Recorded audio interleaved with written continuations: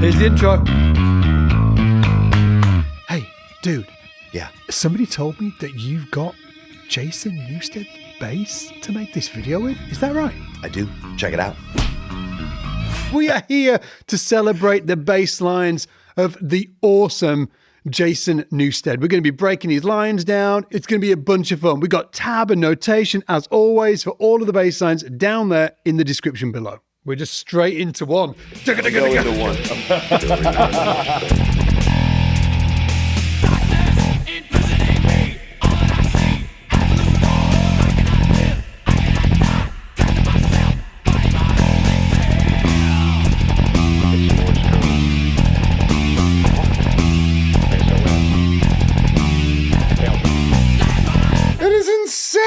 Yeah, dude, it is insane. And just so everybody knows exactly what they're going to get themselves in for, you're going to need a pick for this one, guys. I can't wait for you to break down that insane picking. Also, this is not the bass of Jason Newsted's. This isn't it. This is a decoy. It's coming, but before guys. we get to it's that, coming. we got to hear you break down that thing because I can't play that to save my life. That's why I threw it at you. First of all, it stinks. I've been working on this stuff all morning. Slow that way down and show us the mechanics of that. And well, let me just do this beforehand. I've got two picks here just to show you guys. Two picks. This is my Nathan East pick, and this is another pick. This one's harder.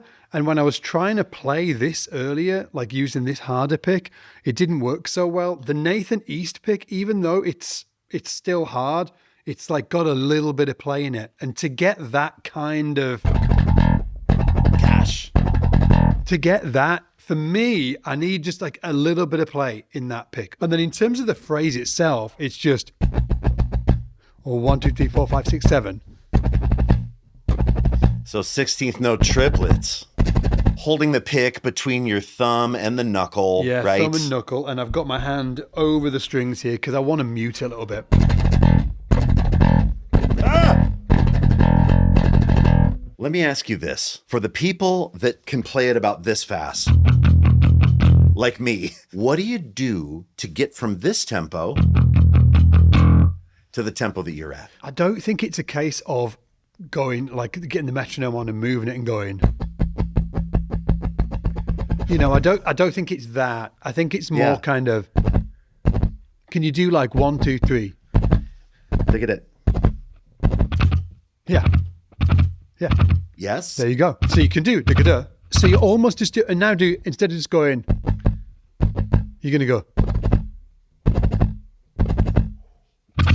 Ah, there you go. You did it. Yeah. So you're thinking small bursts. Yeah, and then you double up again. So it's like 1, 2, 3, 1, 2, 3, 1. Ah, there we go.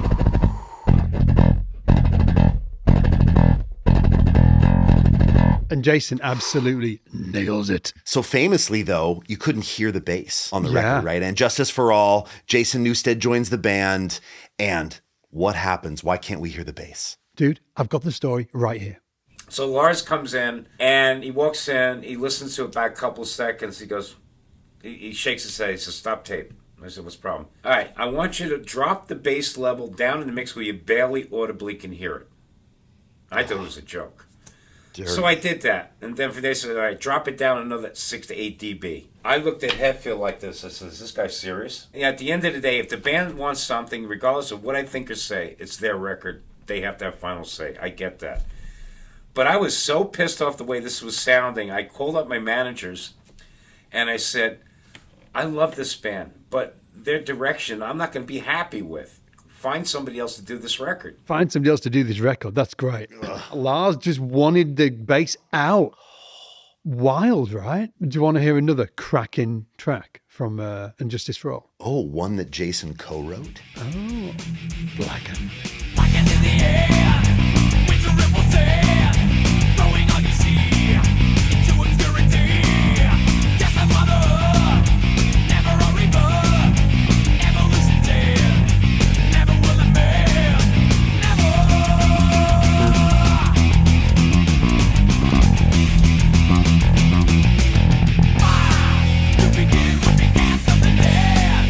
Scott Divine! Come on. Dude, hold on. You should have gotten this gig, man. Listen. You sound so good playing Wait a these minute, bass wait a lines. minute. I'll tell you what. I can't play with the downstrokes. So famously, Jason is He's a downstroke guy. mostly all downstrokes, Yeah. right? And that I'll comes from say that. Hetfield. I'll say that. I don't know how he does it all downstrokes. Check this out. I've got Jason playing this, just the isolated bass, all downstrokes. I've got no idea. It's out of this world. Check this out. Oh man. It's like a back drum. Wait for the next bit, dude.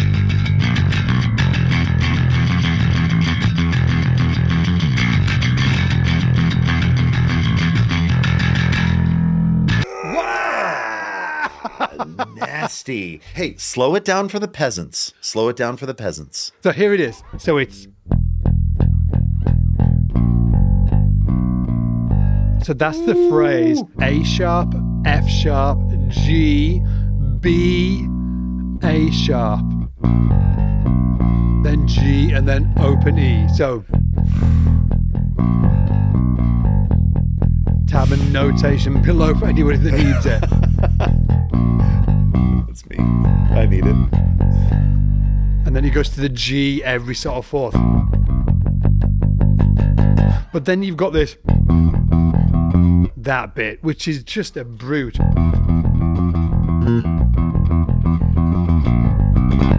Like that bit there. And I don't know whether he's going like doing it all down. I can't. Right. Literally physically impossible.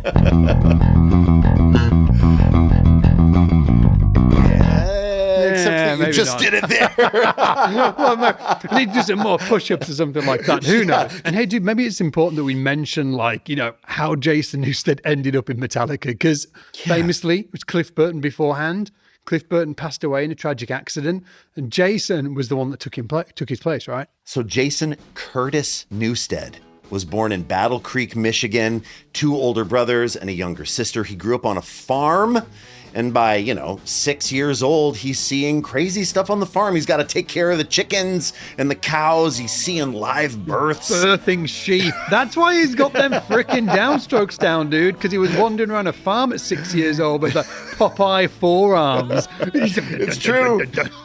It's true. Yeah. His parents exposed him to music early, but check it out. He dropped out of high school at 18 and joined a band called Gangster, which is a local metal band, and then they relocate to California. He ends up living in Phoenix and joins the thrash metal band Flotsam and Jetsam, right? Now, he writes the majority of lyrics for their 1986 record Doomsday for the Deceiver, and then after the tragic death of Cliff Burton, who was the first original bassist in Metallica, Jason got the opportunity to audition. Now check it out. He procured a set list from the band, poured over it. Now, this is pre-internet, right? He's not Googling set list, What, no right? GPT? He gets one. No. Right? And he gets a set list, he learns it, and check it out. There's a long line of bass players that audition, including Les Claypool from Primus. I like to think Les Claypool pops out the door after getting bounced out of that audition. In strolls a young Jason Newsted, hands the set list to Lars and says, I can play every single one of these songs. No way. Is that what happened? That's incredible. Yeah, absolutely. So he ends up getting the gig, and then Metallica makes, I think, one of, if not the greatest rock record of all time, 1991's The Black Album. Here he is tracking Enter Sandman on that Spectre NS2. Okay, so check it out. They go through a zillion different parts of this, right? They go through all kinds of iterations. That's the same thing. Side note, look at that strap. I know. That's comfortable. That's because he's from the farm, dude. He's got a full sheep on his shoulder. I love Bob Rock, too, here with the full-on, transition 80s into 90s long hair. More space. So Bob's asking for more space.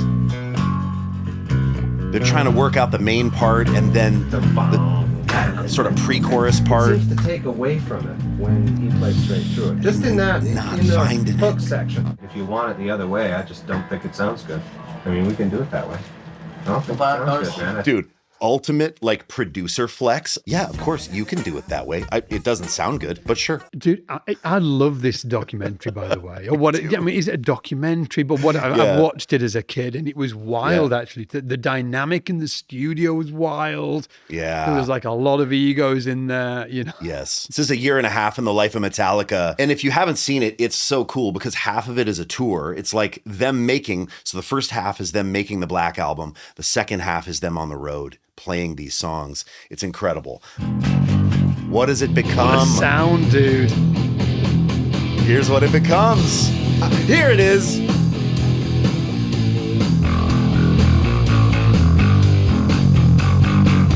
I mean, so essentially that whole thing, you know, the guitars are playing.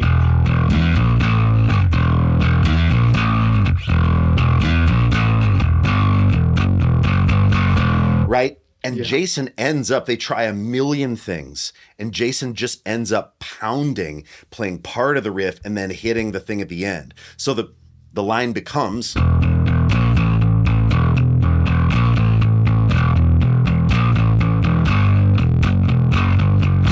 Killing. Okay, check it out. I found a live performance of The God That Failed. This is a great bass intro on the Black Album. This is a 1994 performance, and Lars kind of does a drum solo and then drops into this beat. Check it out. It's pretty cool.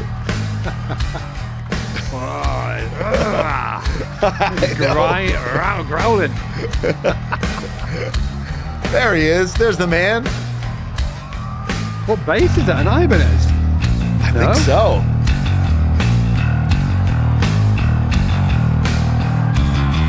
That sounds fucking good, don't it? Good. So this is a really great example too of him using all downstrokes. So even when he plays the top, like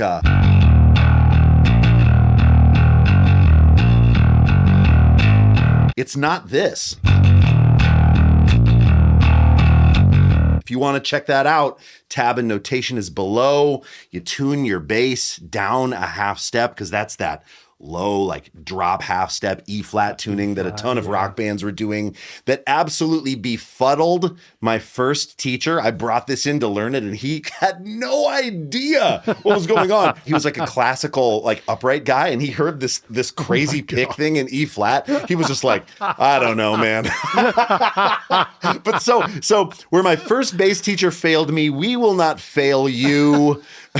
We've got that tab and notation below. Okay, so I love YouTube. You probably love YouTube. But let's be honest. It's not the best platform for in-depth teaching. Enter the SBL Academy. At SBL, we break down the bass with a curriculum-driven approach that spans from complete beginner level to super advanced. We also cover all kinds of genres, skills, and techniques, all brought to you by world-class bass instructors. And best of all, you can get started today for free at trysbl.com. So we've got one more from the Black Album. Is that correct, Mr. Allison? Yes, indeed. And check it out. Jason Newsted, when they went on the road for the Black Album, he would get this spot in the show where he would do a bass solo. They would just hand him the stage and the whole rest of the band would just like head out. And it was just Jason on the stage. And he talks to everybody, he holds court, and he plays an amazing bass solo that he starts with My Friend in Misery. Check it out. Hello, friends. Fuck. So, you guys in a pretty good mood tonight? Me too. I feel great tonight, man. I feel a lot better than last night already. I can already tell, man. I mean, it's just crazy because he's like doing frontman stuff. The rest of the band is gone. He's like, It's wild. I'm just got good vibes with the audience. Yeah, he does. He brings the vibes. I love that. Yeah. Just want to say thanks a lot for coming down, you know. 2 nights here, it's a pretty fucking big deal, you guys. It means a lot to us, man. Thanks for hanging with us, okay? Thanks for sticking by us. What a dude. This is for you. Cheers, man. Let's have a good one. Thank you. What bass is that, Ian, that he's playing there? That's an Alembic, Scott Devine. Really? Just saying. I love this. He sits down on the stage.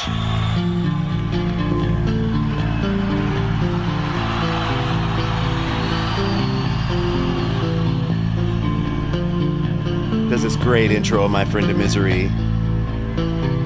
And I don't know if they ever then end up playing the full song live in this era, or if it was just sort of like the bass solo. Yeah. And of course, My Friend in Misery starts out as this bass riff that he writes. So he co-writes this song, which is really cool. But then the bass solo, check it out. It culminates rather in him doing a very cool tribute to Cliff. Check it out. Oh, yeah. Right?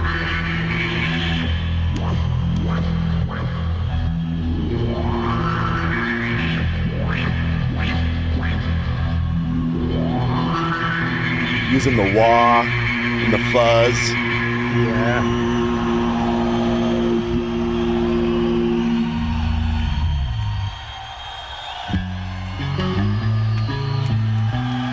What a This vibe. is Cliff Burton. Yeah, right? This is Orion. Oh, it's so cool. Okay, so let's go back to My Friend in Misery. This line is so nice. Right? So we're droning a low A. Right? And then we're playing this figure, the D and the F, extending up to the A, G, F, and then the whole thing steps down a third, right? Or just steps down a step into this next section from Kind of C resolves, to doesn't the it? E. Yeah.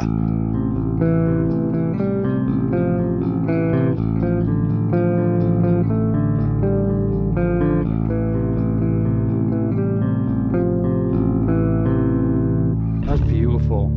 Hey, and you know, we mentioned it earlier, we'll have all of the tab and notation as well for you to download down below if you want to download that, print it out at home. But before we go any further, is it time, Ian? Is it that time? It might be time. Yeah, a little birdie told me that you might have a bass you want to share. Let's put this away. Are you ready? Yeah. You haven't seen it. I haven't It's like, seen it. This moment is so delicious. We're like, I know, and you don't know. It's so delicious. I just want to hold it just for a moment longer. Give myself a hernia. Look at this. So that's Scott Devine. so that is Jason's bass, right?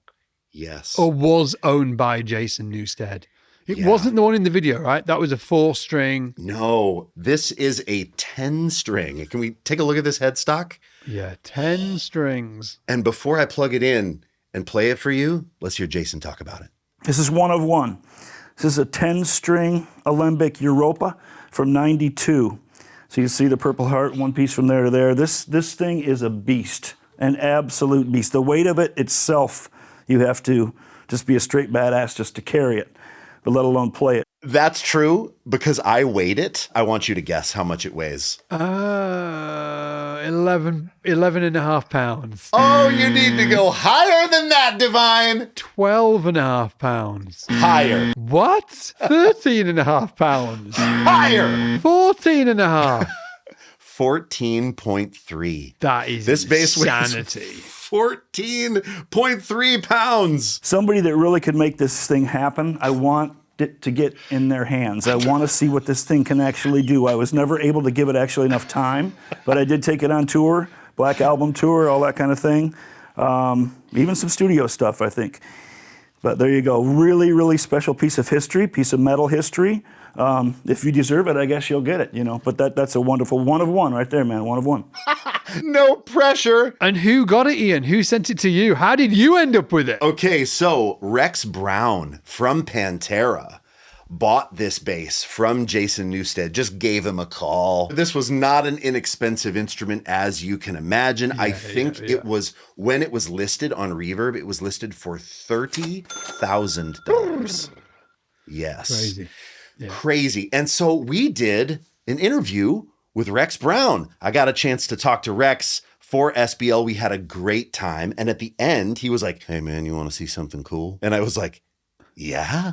And he pulled this thing out. And I was like, you've got to be kidding me. And then at the end of everything, he was like, man, maybe I'll just send it to you. I'll send it to you and you just hang on to it for a little while. So listen, Rex Brown What a did not dude. Rex, give me this bass. sending you I am the just love. borrowing this bass for a moment. But look at the back too. It's just insane. The Purple Heart stringers Yeah, it's really cool. through the isn't it? neck, Yeah. neck through.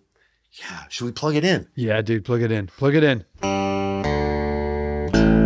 Octave doubles, right? So it's this kind of vibe. It's that Oh, thing, yeah. That sounds incredible. Yeah, it's cool. And I mean, of course I want to play. But it's the wrong band. But, I kind of wonder. So it's a 5-string, but then with octave doubles, right? And so it has a B string. What a wild sound.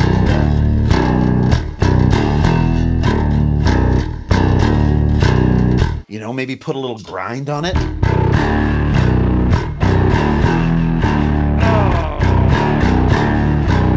But, I kind of wondered, if Jason bought it to kind of do this sort of thing with it, almost playing it like a guitar.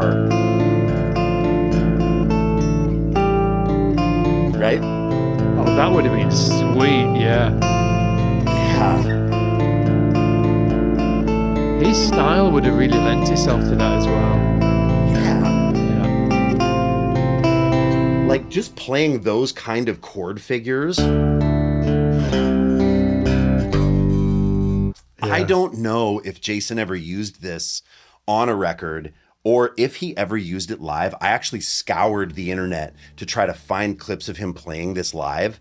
I couldn't. If you're out there and you know what this bass was used on, or if you have a clip of it live, please make friends in the comments. Direct it our way. It would be so cool to see it. And with that, let's move on to the next one. King Nothing.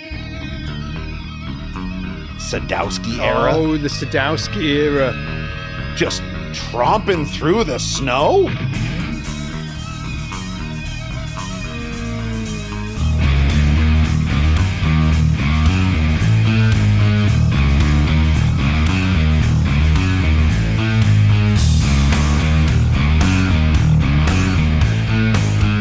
What a great mean, vibe. Love it. It's so good, right? We've got this.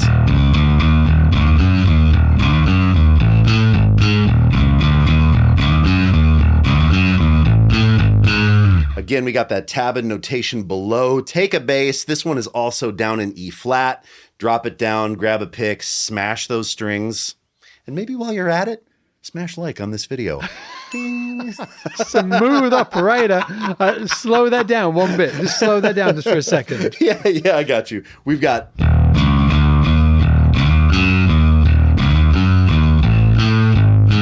I love that bit.